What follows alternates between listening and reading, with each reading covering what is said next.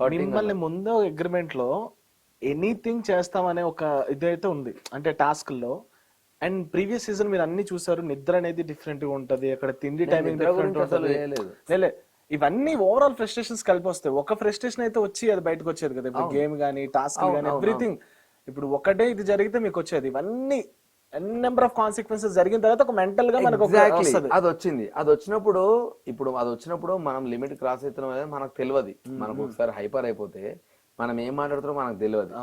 ఒకవేళ నిజంగానే నేను ఎక్కువ మాట్లాడుతున్నా అన్నప్పుడు నాకు డైరెక్ట్ ఒక వార్నింగ్ ఇచ్చుంటే నేను ఆపేస్తోని కదా. ఇప్పుడు నాకు నేను తెలిసి కూడా నేను ఎందుకు సెల్ఫ్ గోల్ వేస్తా, తెలిసి నేను ఎందుకు చేసాడని.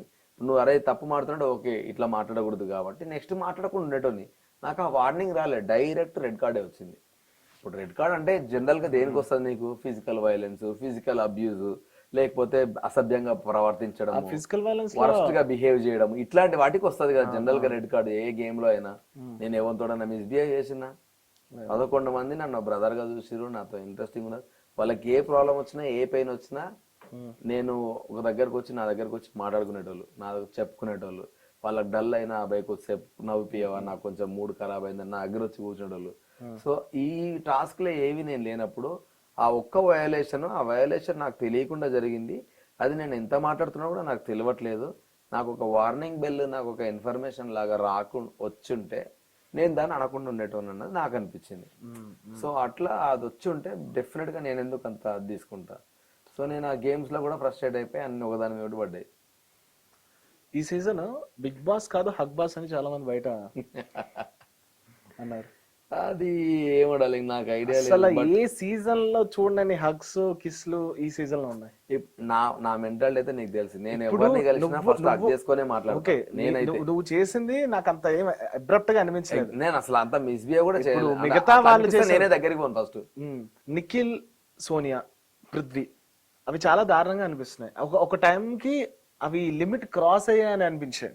అండ్ కన్ఫెషన్ రూమ్ లో మణికంఠని కూర్చోబెట్టిన తర్వాత మీకు తెలిసిందే లేదు, నువ్వు ఈ హడావిడిలో చూడలేదేమో, నాగార్జున గారు మణికంఠని యష్మికి హక్ చేసుకుని యష్మి ఇంకొకరికి వచ్చి నాకు ఇబ్బందిగా ఉంది అని చెప్పింది. పృథ్వీకి అవును, నేను బయటకు వచ్చినాక చూసినది.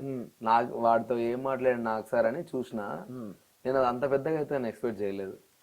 అదే అన్నా, ఇది ఎన్ నెంబర్ ఆఫ్ హక్స్ అనేవి కనిపిస్తున్నాయి. డైలీ లేచిన వెంటనే ఏదో ఫుడ్ తిన్నట్టు, ఏదో చేస్తున్నట్టు. అంటే మిగతా సీజన్స్ లో అన్నీ లేవు. అవును అవును అవును.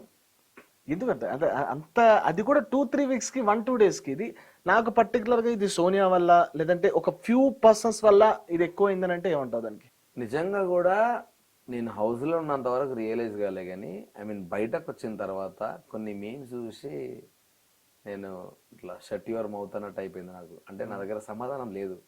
ఎందుకంటే హౌస్ లో ఉండి కూడా నేను ఇన్ని రియలైజ్ కాలేదా అని నాకు అనిపించింది. కొన్ని అబ్రప్ట్ అనిపించేది, లైక్ మనీ వచ్చి సడన్ గా వచ్చి నాకు హగ్ కావాలి అనేది కొంచెం అది అన్ఎక్స్పెక్టెడ్ గా అనిపించేది కొన్ని. కానీ మిగతావి నేను అంత రియలైజ్ కాలేదు. బట్ మా వైఫ్ కొన్ని చూపించినప్పుడు అబ్బా ఇంత గలీజ్ గా వెళ్తుందా బయటకి అని అనుకున్నా. వేరే వాళ్ళు చూసినప్పుడు నేను అబ్బా వీళ్ళు తెలుసుకొని కొంచెం ఇది మారితే బాగుండు అని ఒక ఫ్రెండ్ గా నేను ఫీల్ అయినా అందరివి. సో ఇప్పుడు మీ ఏవైతే పేర్లు చెప్పారో ఆ పేర్లు కొంచెం బయట కొంచెం నెగిటివ్ గానే కొంచెం కాదు అదే